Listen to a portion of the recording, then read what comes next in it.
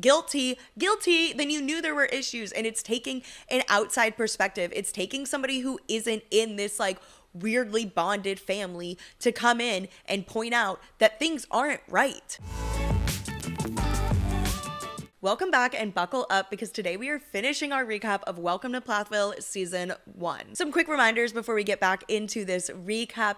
I am trying my best to not be biased in this recap. I only am trying to use information from Season 1 and what we know about these people in Season 1. Obviously, the show is currently on Season 8 and they have had some pretty public scandals. And my opinion of these people is not the same as it was in Season 1. However, I'm going to do my best to ignore all of that and only talk about the information we are given in Season 1. Also, I feel like I should just mention I'm a card-carrying member of the Barry Hate Club. I do not like that man and I think he's creepy. Without further ado, let's get into the second half of Season 1. So when Kim and Barry come back from their weekend beach trip, they find out that Ethan and Olivia did in fact come over while they were gone, despite their rule against it. Obviously, they're angry. To make matters worse, Ethan and Olivia, after breaking Kim and Barry's rules, want to ask them a favor. Ethan, Olivia, and Moriah are in a band together where they just get together, play music. It's very casual, write songs, play some music together, right?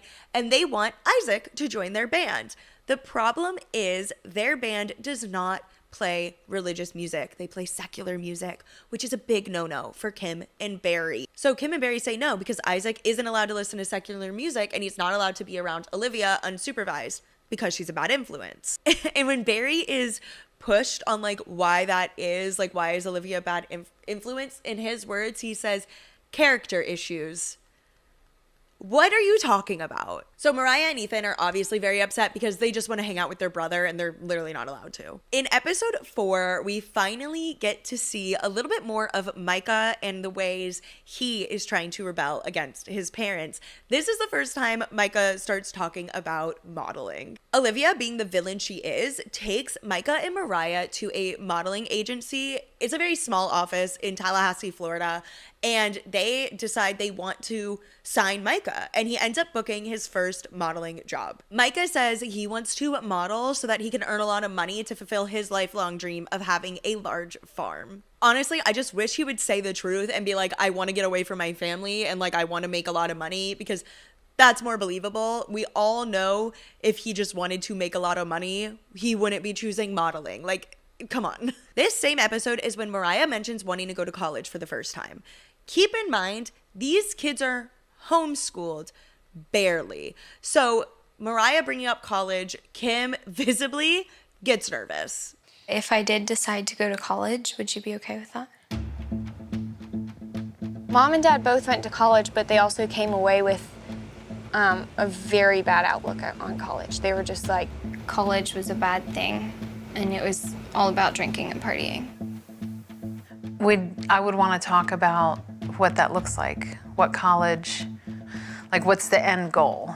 Mm-hmm. Kim's big reason for not wanting her kids to go to college is because of the experiences she had. I mentioned in part 1 that she was in a sorority, she was a bit of a party girl, and she made very bad decisions while drinking, and she doesn't want her kids to have that same experience. You know, I went through some rough times in college because of my wildness, and I see some of that in Moriah, and I really don't want her to have to go through some of what I went through.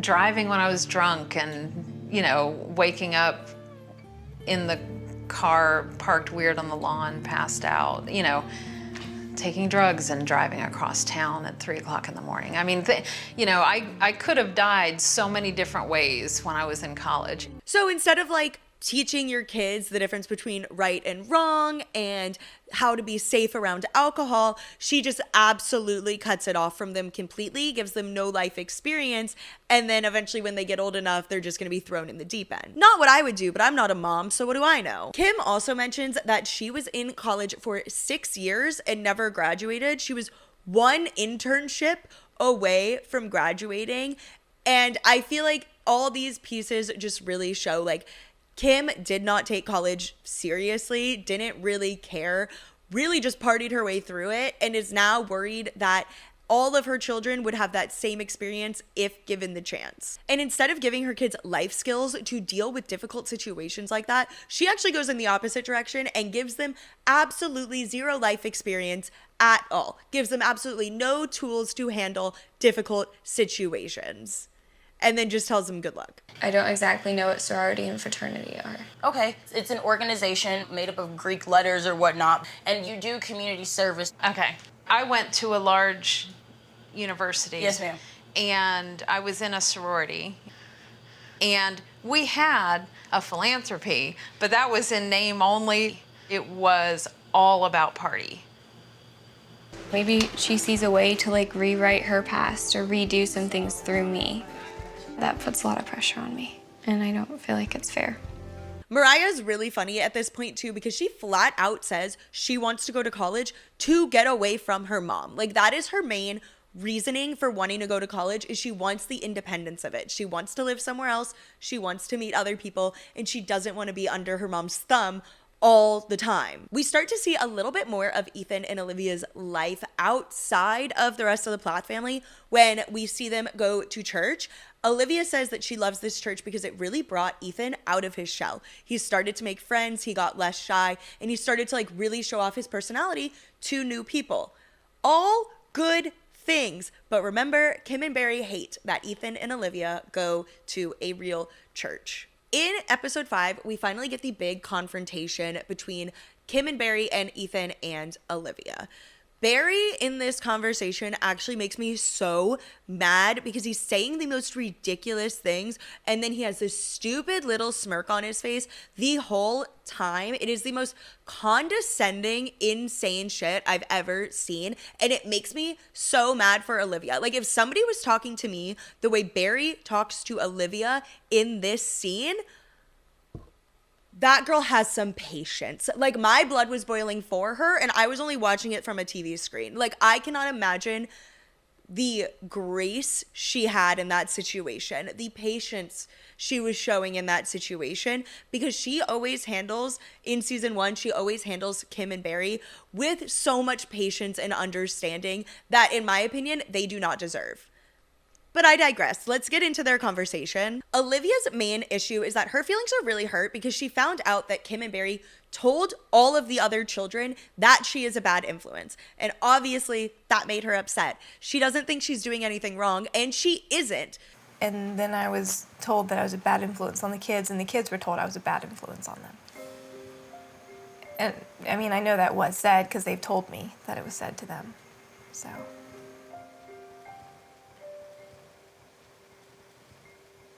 All she has done is try to get these kids a little bit of life experience, and in my opinion, she went about it in a very respectful way. I mean, the only rules she broke were absolutely ridiculous ones. So yeah, maybe we shouldn't like break a parent's boundaries that they're setting, but in my opinion, Olivia didn't really do anything wrong, and everything she did, Ethan was right there with her. She never went rogue. Ethan was also as involved, but Olivia took all of the blame for it. Olivia also says she felt so judged for every single thing she did. Everything from what she wore, what she ate. She mentions the type of toothpaste she used. None of it was ever right. And she also felt like if she did not just immediately agree and confirm everything that Kim and Barry said, they were harshly judging her. Well, I know you've told me, even back to as far as when we weren't even in a relationship, and we'd come to visit you, and she would like comment on the toothpaste you were using. They're like, you shouldn't do this or you should do that. In this conversation, Olivia also has like one of the greatest lines ever. She says she did not cause any problems. She only uncovered them in the family. And Kim goes, it wasn't your job to uncover anything. Which to me screams guilty, guilty. Then you knew there were issues, and it's taking an outside perspective. It's taking somebody who isn't in this like weirdly bonded family to come in and point out that things aren't right. Eventually, though, this conversation does come to a very civil agreement. Kim and Barry agree that Ethan and Olivia are allowed to hang out with Isaac unsupervised as long as Ethan and Olivia make more of an effort to spend time with the family as a whole. So this is like very obvious what Kim and Barry are trying to do. Ethan and Olivia never had any issue not wanting to hang out with the other siblings. They had an issue hanging out with Kim and Barry. So Kim and Barry's compromise is essentially, if you hang out with us, we'll let you hang out with the kids also. In my opinion, I don't know why anyone thought this would lead to solutions, because I feel like throwing them all in a room together is just going to cause even more issues.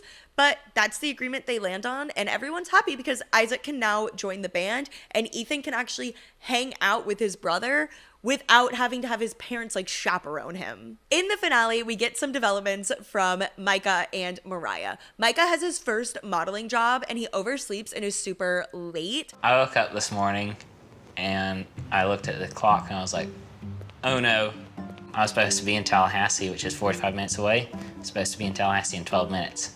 I did 120 today. Don't ever tell him what I did. You just did. And he does a lot of flirting with the girl model that he's working with. Good. Country boy, you Yeah. got that. You got that already. Good. Good. It's all very awkward and uncomfortable to watch, obviously, but it also points out Micah is rebelling just in a much calmer, quieter way than Moriah is. In this episode, we also get to see Moriah and Kim go visit a college. They go to visit Stenson University. They do the whole tour and everything.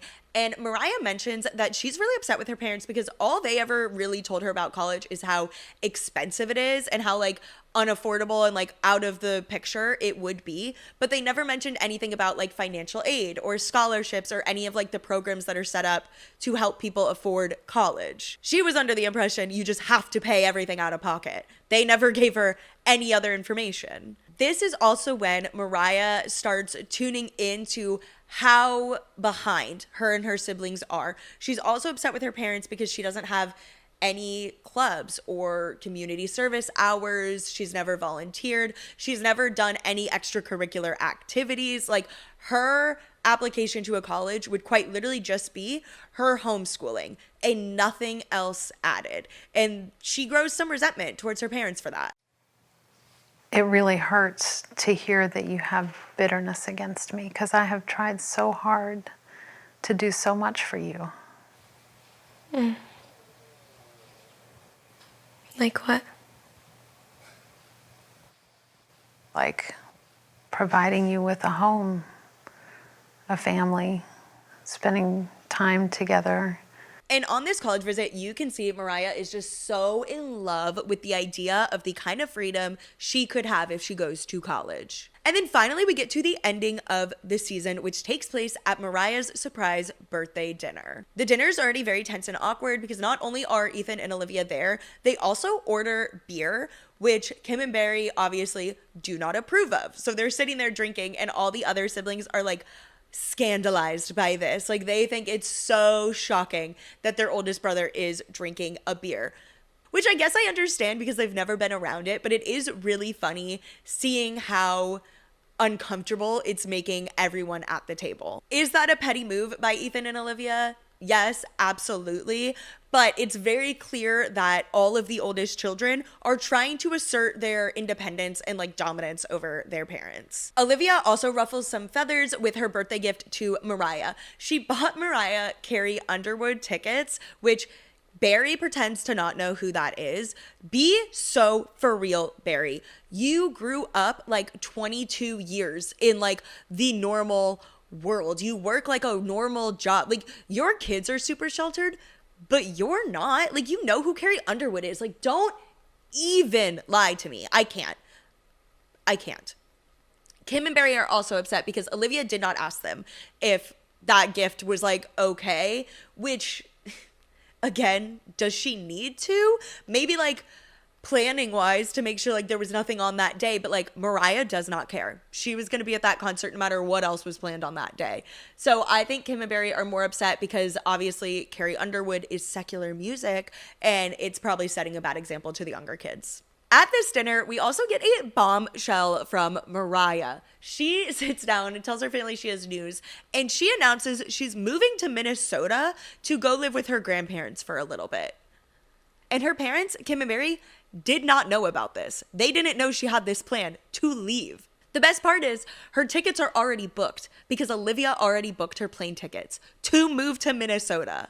And on the surface, it's really funny that Moriah just announces she's moving states away and just like tells her parents this is happening. But on a deeper level, it's very sad because Moriah feels so strangled by her parents that she can't even tell them like, hey, I want some space for the summer, or hey, I think I would really love to go visit the grandparents this summer. It's having to go behind their back to order the plane tickets and then not even asking for permission, just telling them and hoping they'll forgive you. And Moriah says the reason she's moving to Minnesota is because she wants distance from her parents. She has no problem telling them the truth, that it is because of them and because she wants space. I might at some point just want a little bit of space for a little bit of time. And I also need lots of freedom. That's one thing that I can't live without. You can't live Without freedom. without, okay. I want to be able to figure some things out, get a break, and be able to think things through away from the drama, away from the mess. Not because I'm like just running away, but because I want a place where I'm not judged for the clothes I wear or how I act or just being me. Kim and Barry are obviously pissed and they think Olivia is exposing Moriah to freedoms she wouldn't otherwise have. Right, and if the freedom is leaving the house, maybe that's not such a bad thing. And again, going along with my point, Olivia receives a lot of the hate for this from Kim and Barry. They are really unhappy with her specifically. Ethan says he thinks if his siblings need help, he should step up and help them as like their oldest sibling. Agreed. So he was, if not actively involved in buying the plane ticket for Moriah, he was complicit and he approved of it and he wanted to help her. So Olivia takes all of the blame for this while Ethan is still there. This goes hand in hand though. Kim and Barry have a very hard time ever finding a fault with Ethan, but that is a whole separate conversation. Obviously, this bombshell about them helping Moriah leave throws a huge wrench. It kind of undoes any progress that Ethan and Olivia have made with Kim and Barry. Like, they are back at square one after this because Kim and Barry are like, we cannot trust you anymore. And that is where season 1 ends. Season 1 really sets the framework for how dysfunctional this family is and for how delusional Kim and Barry are. They lack any sort of insight or like hindsight, retrospective, whatever you want to call it. They lack the ability to look at themselves and consider that maybe they're not always right. Despite the fact that 3 of their oldest children are all rebelling against them, they refuse to acknowledge that they might have done anything wrong. And they refuse to try to understand the perspective of their children. In their eyes, they are correct, and anybody going against them is wrong and a problem that needs to be dealt with. These themes are going to follow us through 8 seasons of this show. But that is all for season 1. Thank you so much for hanging out with me while we recap and chit chat about Welcome to Plathville. This family is so fascinating to me and there's so much more I could say, but I'm going to leave it at that for now. Before I go, I do want to highlight the star of season 1 to me, which was Moriah's purple lipstick. Honestly, a look, and I love how she chooses the most outrageous ways to try to rebel against her parents. And I love thinking about the frenzy that this lipstick must have caused in Kim Plath's head. Like, I love how much it probably upset her. Thanks for hanging out with me while I talk about this insane family. There are many more conversations about the Plaths to be had, so stay tuned for that. But for now, we are done with season 1. I'll catch you later. Bye.